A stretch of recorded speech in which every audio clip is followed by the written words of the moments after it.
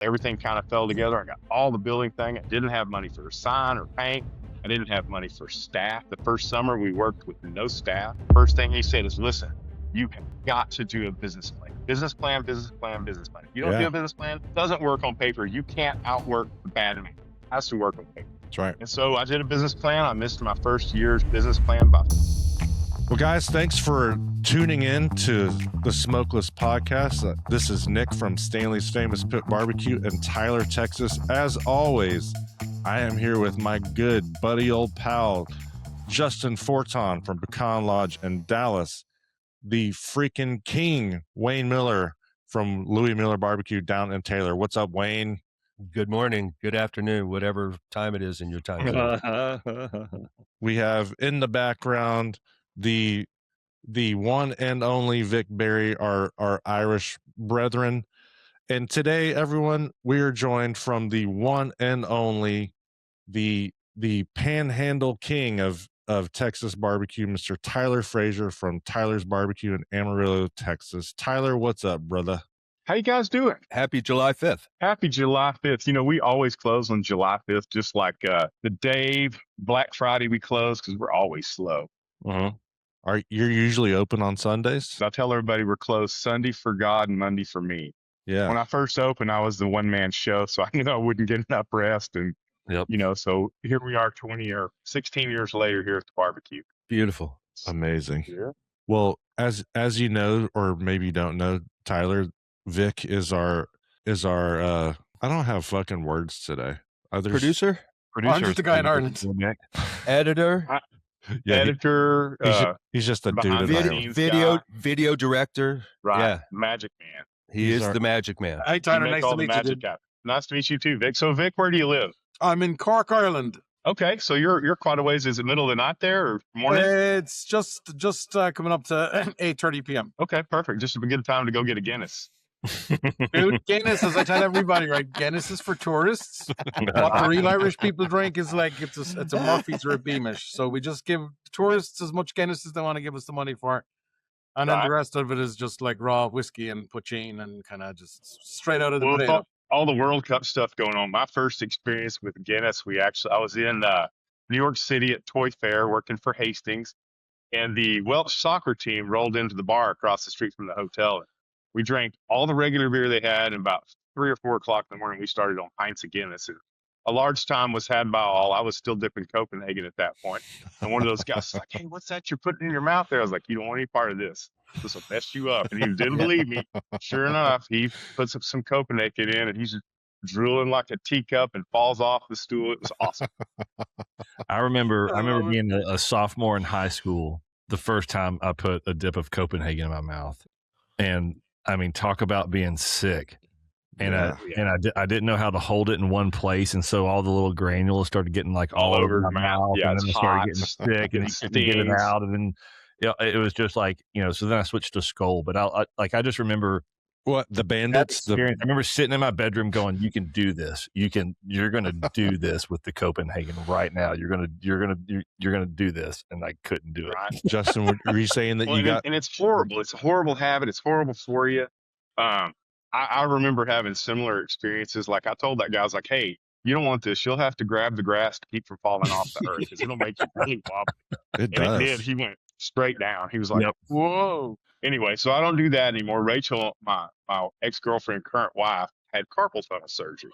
And I couldn't open the can. And she wouldn't open it for me. She's like, I don't like it. We're not doing that anymore. And so I went about a week and I couldn't open the can. And so I quit about 6 years ago. And I'm not strong enough to try it one more time. I know I'll be right back in. Yeah. Cigarettes are the if same you've broken way. that cycle, just stay away from it. It's a hard one to break. Absolutely. I started doing it when I worked at Coca-Cola, driving a truck and, stay awake at night.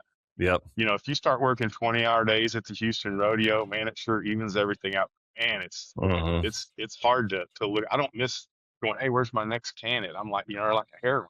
You're just looking for your next fix. So you lived in Houston for a while? No, so I lived up here in Amarillo. I worked for a guy down in the Fort Worth area named Trace Arnold. He has the Ultimate Smoker Grill. We do the Houston Rodeo every year. Okay, cool. So we did that, and it was kind of a cool job. I got to do that. I got to do we did like the Walmart stockholders meeting, store promotions, festivals, fairs. Mrs. Bears was our sponsor when we worked for them. So we got to travel all over. We Okay. got to do some hurricane relief. That was kind of cool. It was just a lot of fun. I So tell you that- what. I'm kind of ADD, just like all the rest of you. I watch y'all's podcasts in the morning. No. I mean, And it's I, like having coffee with friends. So We- that we- smoker thing you're talking about, and it is like having coffee or beer or not Guinness Or what's that other stuff you were talking about the other day? Willie something? yeah. You ever heard Willie's. of that? Yeah, I might have ordered some of it, and it's not horrible. I was the holdout on all that too, man. I was the last I was the last in. I'm like, I'm not doing that. That's against the rules. We're not. I was 50 before I ever even tried it. And you know, it turns out it makes your feet not hurt. Yeah. That's Yeah. right. You work Yeah. long days, and My you know, I know all of you back, guys. I mean, Y'all are all the same as we oh. are here. It's long days and a lot. Yep. So everyone out there, go to drinkwillies.com. Use promo code Smokeless for 10% off your first order. You just heard Tyler. It makes your feet not hurt anymore. Yeah, you sleep good. Yeah, it also adds a couple inches where you need it. You I can look much taller now. Listen, my wife she couldn't believe the difference when I started drinking Willie's. I mean, Yeah. she was excited for me to be home again. yeah, It changed everything. Right. 10% off, guys. We're getting you in the door, foot in the door. Don't do it if you're in Taylor. You know what's funny about Taylor and Tyler? So you're in Tyler, correct, Nick? Yes, I am. My name's Tyler. My mom thought I was going to be twins when she was pregnant because she had apparently I had a big head. Anyway, she was going to name the twins Taylor and Tyler. So Wayne's in Taylor. So I think that's kind of weird. Yeah. One of those odd connections in the world. Only Yeah. my mom knows about it, though. Well, we all know about it now. Yeah. Everyone knows. Mm-hmm. Hey, dude, when All 17 of our followers. Hey, you know what? I hope that we reach dozens and dozens of people. But I'll tell you what, the people that are watching, they care. They're all super true. interested, just like me. I look at to see who's looking at it.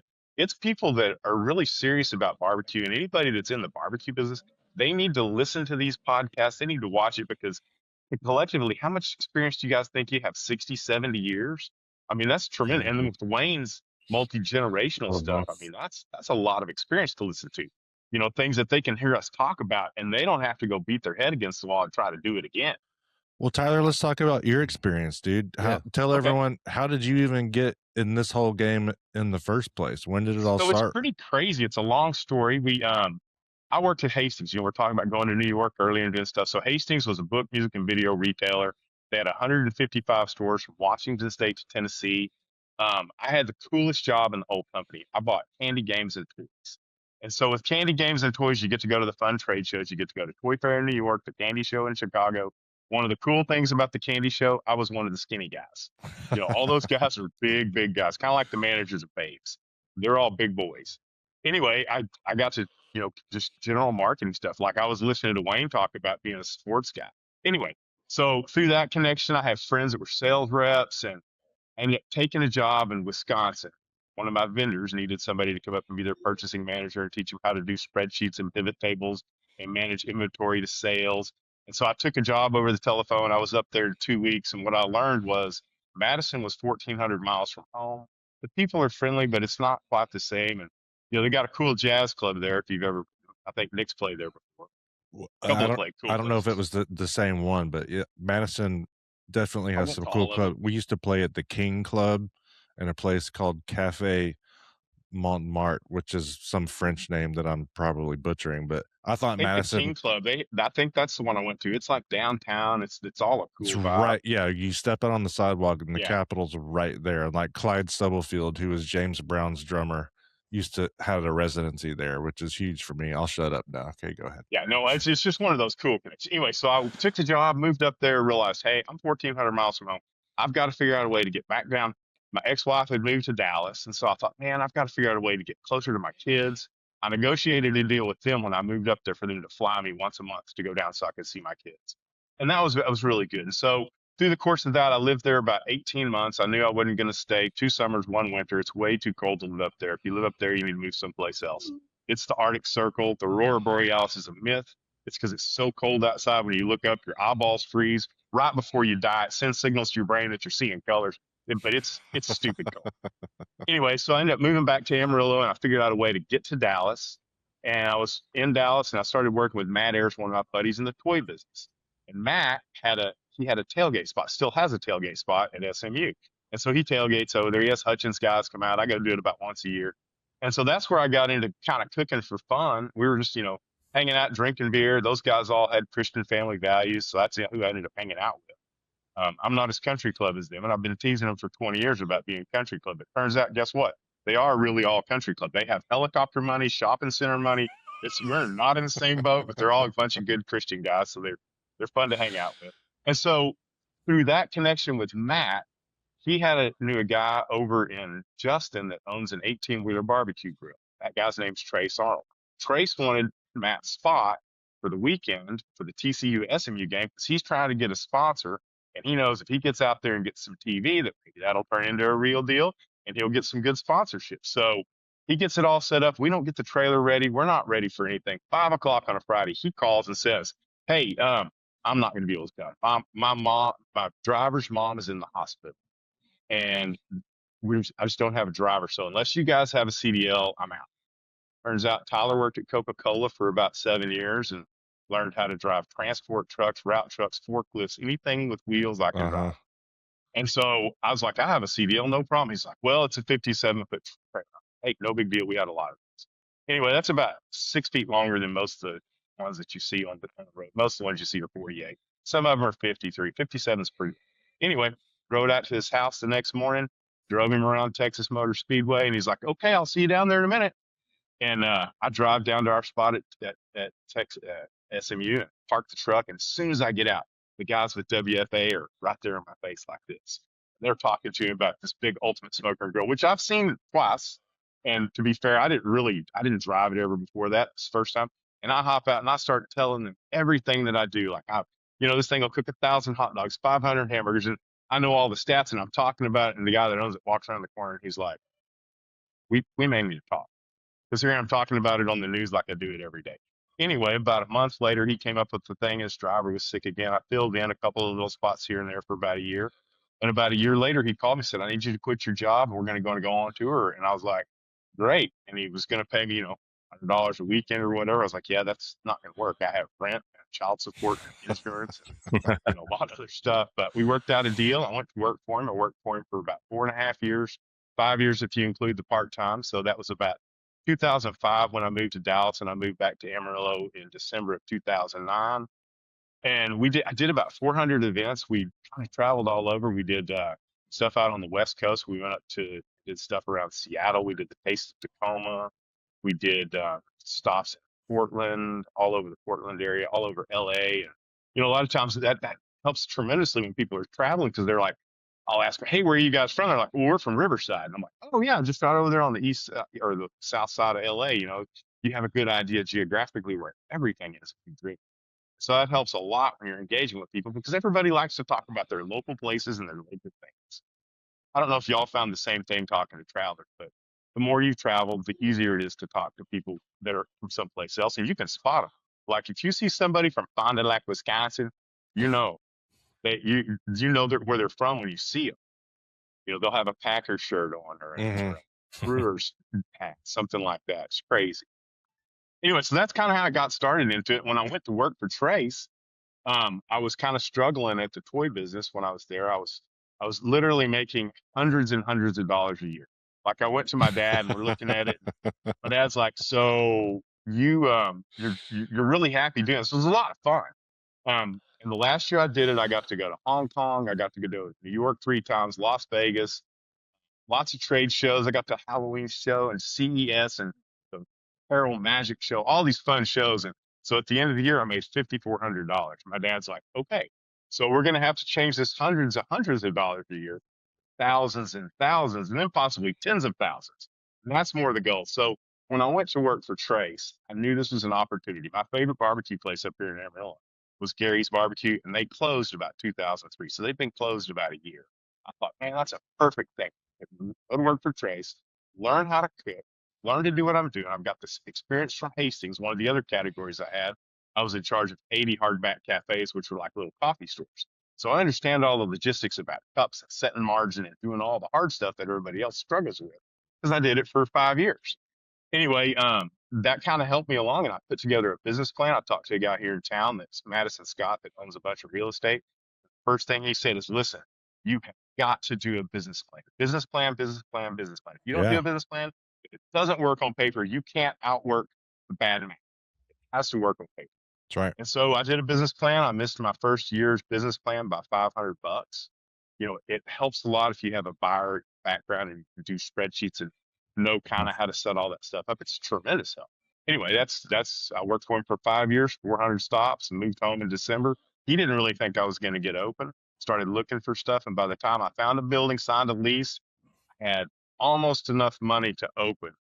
I bought a used J&R smoker from Mike Tiernan. Tiernan has grills. They make them up here. He also makes big agricultural fans. Anyway, he had a not Southern product, a J&R sitting in the back, and he was like, yeah, that's probably too big for it. And I was like, no, I think that's kind of what we're going to need.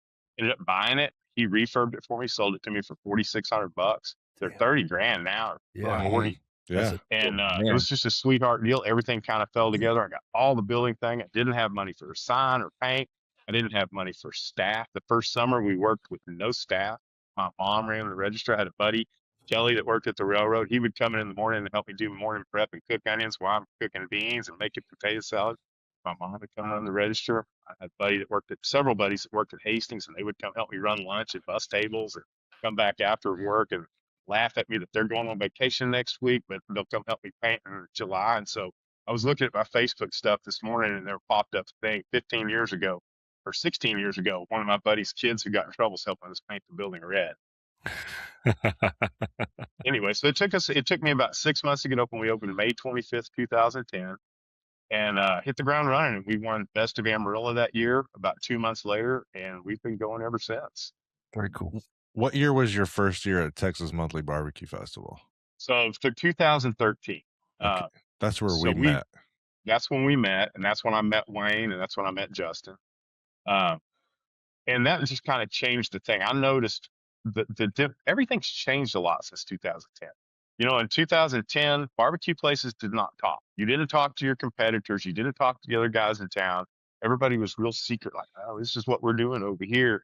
And they wouldn't talk. It's kind of like I was listening to the podcast, and if you were in Lockhart or if you were in Taylor, Wayne's dad didn't go talk to the other guys in town. So, Taylor's a small town. Y'all have what, three barbecue places there? Or 4? Now we only have 2. Okay. We have 2. At one time we had 6. Yeah. And there's 30 here in Amarillo, which to me is crazy, but there has been the whole time. There's little shops all over town, and I can't imagine in the Metroplex, how many do y'all have down there? Probably 800. It skyrocketed after COVID. I mean, it was Absolutely. there was there was a little bit of growth, there was a little bit of diversity, but then right around I don't know, 2022 or something like that, then it was like pop, pop, pop, pop, pop, pop, pop, pop, pop, pop, pop, pop, pop, pop, and now they're just they're everywhere. And they're everywhere, and 90% of them are good. I mean, exactly. They're all really, really good barbecue places, and that wasn't always the case before. I mean, there might have been a lot of them, but most of them were just like passable. They didn't stand out. And that's what we all grew up on, I think, except for Wayne. I listened to this story when was it Evan Leroy that came through as a kid was talking about the experience of eating the beef rib when they was a little kid. He's like, I don't want any of that stuff. It's no good. I remember having ribs when I was, in elementary school. One of my dad's buddies bought a rib cooker. It was the first time I'd had some. They burned, but dang, they were good. It's just they were cooking them with the basic stuff like using Lowry's and Head Country craft barbecue sauce. And, it's just, it's crazy how things have changed from when I was a kid to now. And how many more barbecue places are. Like if you look over to 903, how many do y'all have over there? It's got to be a ton. Yeah, there's a bunch. I mean, and especially when you get into the whole 903, there's a bunch of really good ones too. Tyler, I honestly don't really know. We just lost our Rudy's barbecue just closed permanently here. Really? Yeah, last week. That was one of my favorite places to go there before I knew Stanley's Famous Barbecue was so good. Yeah, good old Rudy's. Not too far off of Earl Campbell Boulevard. Hey man, you know your stuff. I do. I've been there. I've been to the Cathedral meet, and I've been down to Main Street too. Is Earl Campbell from Tyler? He is, Earl man. Campbell's He's from a Tyler girl. Okay. Tyler's Tyler's famous for Earl Campbell. That's why we have Earl Campbell hot links now And roses. and roses. Roses. Do they manufacture those hot links there in Tyler, or They're in downtown Tyler, JBS Foods. I Okay. do not know. No, I think it's coming out of Yoakum or somewhere else. Gotcha. They do make them in Texas. That's cool. Yes. I think they're probably closer over there where Wayne's at, somewhere down over there. Well, I know that they're cheap. Mm-hmm. They're real cheap. People get mad all the time because they're like, I can buy a pack of 8 Earl Campbell hot links for one of your hot links. And I was You like, say, hey, look at the ingredient I was list. like, There's do one you ingredient know- on there. It's called mechanically separated chicken. Do you Yeah. know what that is? Do you know know- what that is? You're out. do you know what's in those? Yeah, like the old saying about lips and assholes is true. Well, Like Oh, It yeah. ours is. are made out of meat. they're like made out of whole brisket cuts. and pork You know, shoulder. yeah, there's Yes. nothing funky going on. and way less chemical things. Yep. Powdered ingredients that you can't pronounce. We don't do that. Yeah, Tyler can't spell any of them either. One of the things, so once we got a crew going, I hired my first person in September, and she was with me until last August. And then she started her own business, and she's doing car detail. Okay. But most people, I would say, I've got 2 people that have been here more than 10 years. We've got a really small crew. I've only got like 8 people. So it's a very small crew. We can still do big stuff. The other day we did lunch for one of the AI centers, and we did lunch for 4,400 and dinner for 500 in the same day. Brother. 167 briskets. Holy And anybody cow. that can do that, they know what they're doing. Because there's just so many moving parts to do that. Yeah. Did you guys have to And did- close the restaurant to do that, or did you leave it open and do it? We did. If it would have been dinner, we might have been able to pull it off. But yeah, there was so for any of the bigger events, like last Monday, we did dinner for the American Meat Science Association. Mhm. So it was all of the meat science doctors from all over the country, and they were down here at WT. They had their RMC, which is when they come together for their yearly meeting, and we got to feed them. It was $950 for lunch. We did have to close Yeah. just because with a small crew like that. If it would have been dinner, we could have done both, but we couldn't do dinner and. No, I've been in that, like right after we moved from the farmer's market to the building in Deep Ellum, we got a request to cater. They had this like U.S. Conference of Mayors thing at Clyde-Warren Park in Dallas, and it was like 5,000 people. And we were like, I can't run the restaurant and do that. It's going to take all of our staff, refrigerated trucks, we can handle 2 so we're trucks. like, that's the only time we've ever shut down the restaurant for anything. And then there's like a huge backlash to it. People were pissed, but It makes the customer so mad. We put up a sign 2 or 3 weeks ahead of time, and it does because those are the people that keep us open. There's our regular customers that come on a Tuesday or a Friday, and my business is just like y'all's businesses. I've eaten at all y'all's places. Y'all have all the locals. There's a few tourists. I would say we have about 15% tour people that are traveling through, but 90 or 85% of the business is local people. Okay, there you are. These flies are bugging me. Should have No. sprayed them. You froze up for a second. Justin froze up for a second too. Looks like the sun's shining over there in Dallas. We're kind of overcast here. He's not in I'm in Dallas. Florida right Oh, now. you're not in Dallas. Where I'm are not you in at? I'm in Seaside, Dallas? Florida right now. Oh, good for My you. son and 5 of his friends, he turns 18 this summer, and it's out of control. I thought I had authority until I got down here, and then I realized that I have no authority at all. And then I guess you probably also realize that you have this idea in your head that you're going to be spending time with your son, and you probably haven't even seen him the whole time. Literally, it's like I'll see him at maybe when like they need to 11 pay o'clock for in the something. morning, and he's like, "What are we having for breakfast?" How much money can I have? Let's figure out breakfast, and then Have they the go, keys. and then they go to the beach, and they come And back, stipend. and there's like some sleep, and then they're gone. But it's like I've learned to accept that at this stage in his life, that's about as good as it gets. And you don't want to like interrupt that. You want him to have that thing and just be part of it, So Absolutely. like the Absolutely. handful of My dad was just like that. He would take us and let us kind of turn us loose and Yep. make sure we had, resources if we needed resources or Mhm. if we were hunting or fishing or skiing or motorcycle riding. He overcompensated a little bit. He didn't grow. His dad got killed during World War II, but Yep. So he was a really good dad. He taught us how to do all kinds of fun stuff. That's cool. Play with fire. I got to play with fire as a little kid. That's Still awesome. like playing with fire. That's awesome. Yeah, no, it's at this point, it's a, if I can get 10 or 15 minutes sitting in the living room with his buddies, just like talking shit and, like having fun or whatever like that, that's all I need. That's all I need. He's kind of let me into his inner circle or whatever like that. I'm like, okay, I've got it. You're the cool dad. You are the cool dad. So Tyler, did you grow they're up in Florida? That's awesome. Did you grow up? Did you grow up in Texas? So were you? I did. I grew up with here your in dad? Amarillo. Our family's been here for a long time. I've got some relatives over kind of by you in the Kilgore area that they actually had a Spanish land grant before the Texas Revolution. One of my cousins on the other side of the family, they have a cotton farm down in Memphis, which you drive through if you're coming to Amarillo, Dallas. And one of my mom's great uncles was actually in the Alamo, and his name's on the rotunda in the state capitol and on the marble deal out front. So we're like generational Texans for sure. Very cool. And then with it being 4th of July, my grandmother on the other side, on the Frazer side, she actually joined the Daughters of the American Revolution back in '76 whenever they were doing all the bicentennial stuff. So they were here during the American Revolution, the Frazers were. So that's pretty cool. Crazy. That's crazy. Yeah. And it's neat that you can look back and see some of that history too. You think back, listen to stories of my grandmother talking about her grandparents after the Civil War and things that happened. It's pretty neat. It was pretty neat to grow up and hear lots of those stories. Do you know how they got to Texas at that point? Like where they came from? So my grandmother she was actually from the West Virginia area. They moved here in like 1914 before World War I.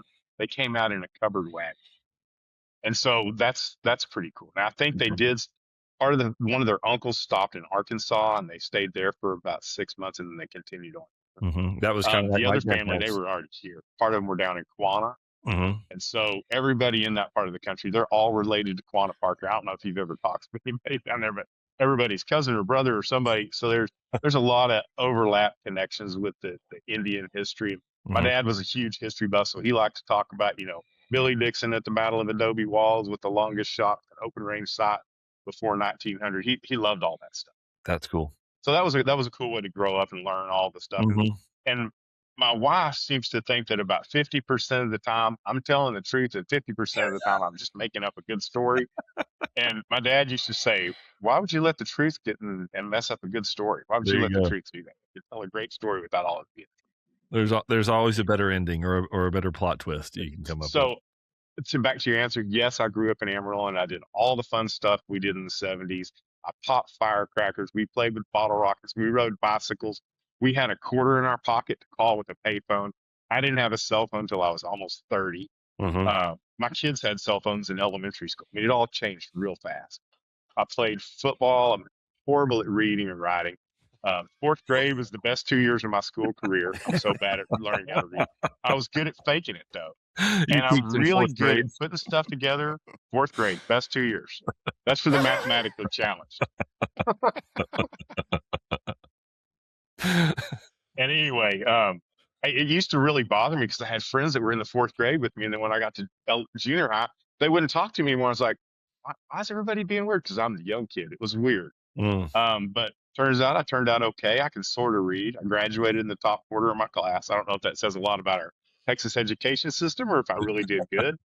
I clipped college algebra, but really I don't text message with people if I don't know them, because it can be a train wreck, and whatever I text can turn into something that is not what I'm meaning. So unless I know you, I'm probably not going to text with you or even email. It's a lot of times my wife's like, "Why don't you answer that Yelp review?" I'm like, "No, I'm not going to get into a word fight. That guy might be a lawyer." And they all like to show how good they are at using the English language. I'm not that guy. You want me to make something? You want me to do something like that? You have a flat tire in your car and it's raining. I'll stop and help you change it. But I'm not going to write you a letter. Yeah, but dude, the most authentic version of yourself is the thing that who you are. Like when you post your stories in the morning where you're like, "Hey, it's Tyler. It's 6 a.m. in Amarillo and it's 40 degrees and you're just drinking your coffee, hanging out, drinking some coffee, hanging out." And then I'm usually listening to y'all's podcast too, because it's like, who else I'm going to talk to that early? Like, I'll text some of the other pitmasters early in the morning.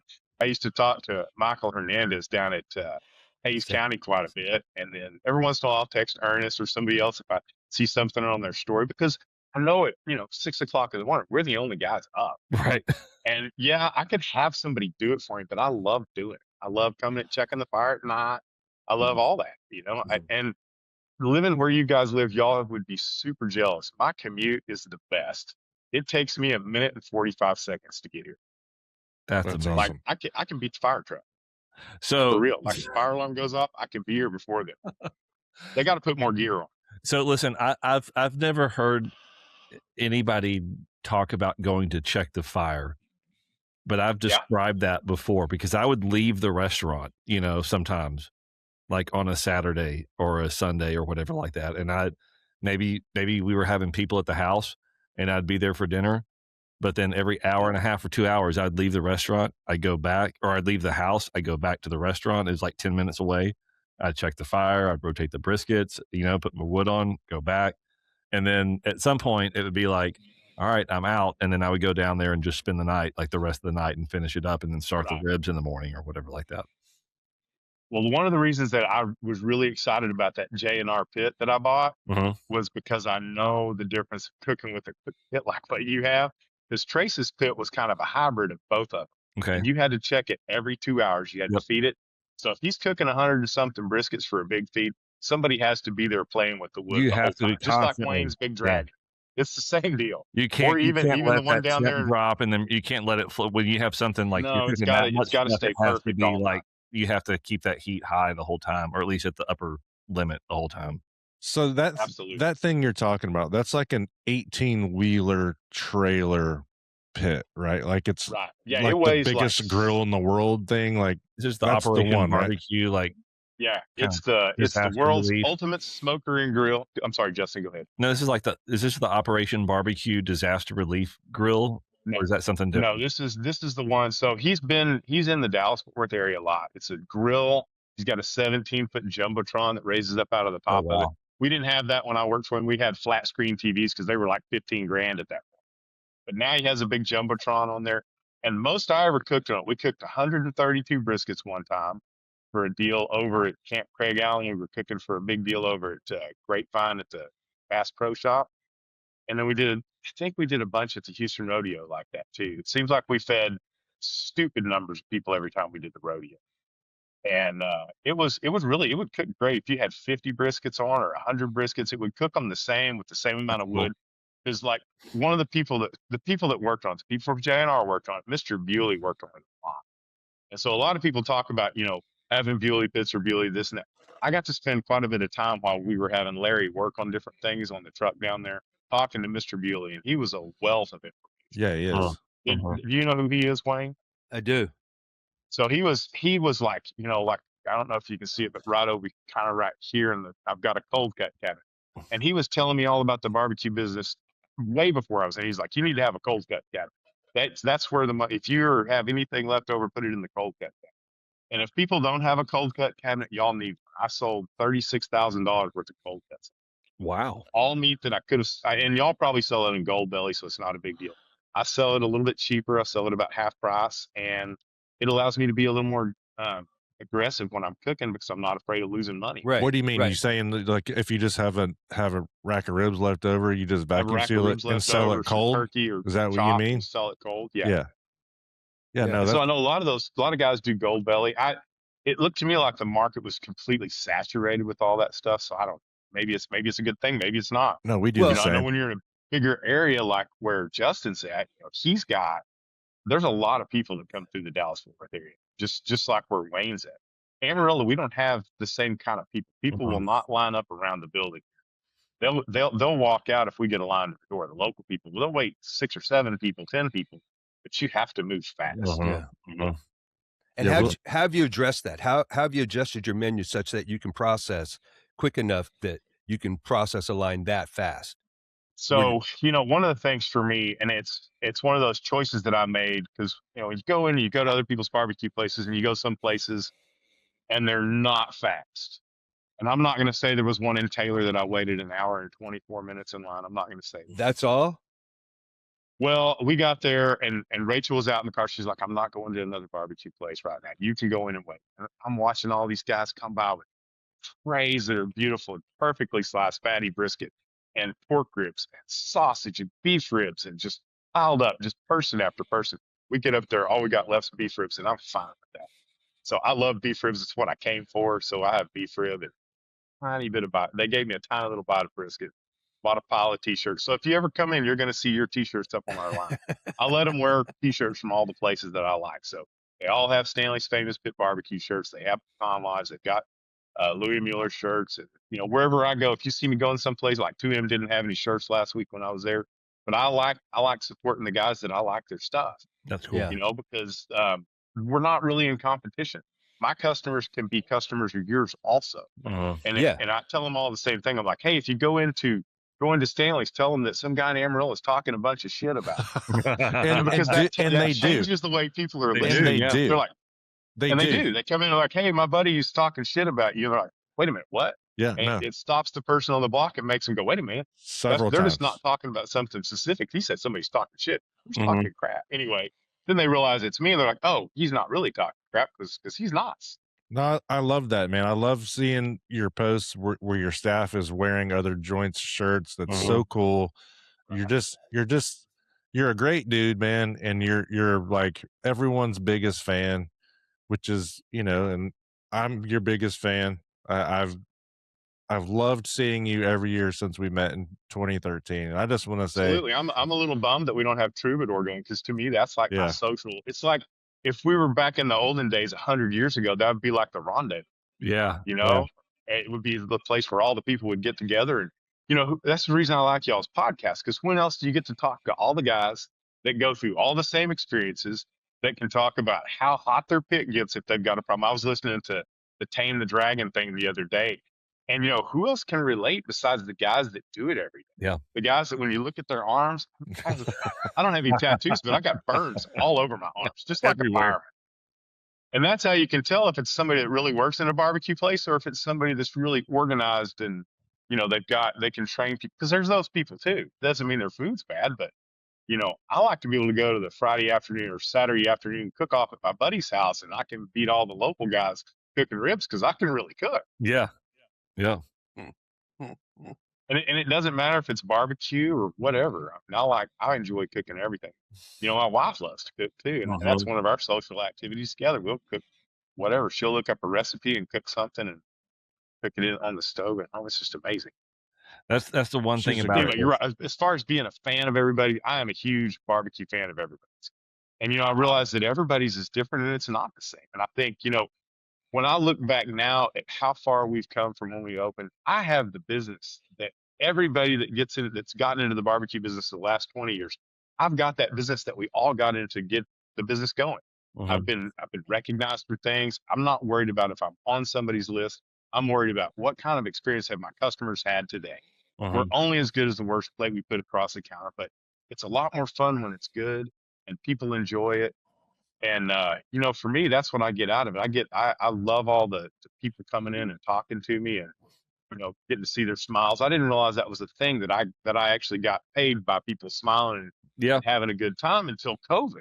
And during COVID, when everybody came in masks, it was very depressing. I don't know if y'all felt the same way, but it was that part for me. It was like, oh, I don't get to see anybody smile. That's part of how I get paid.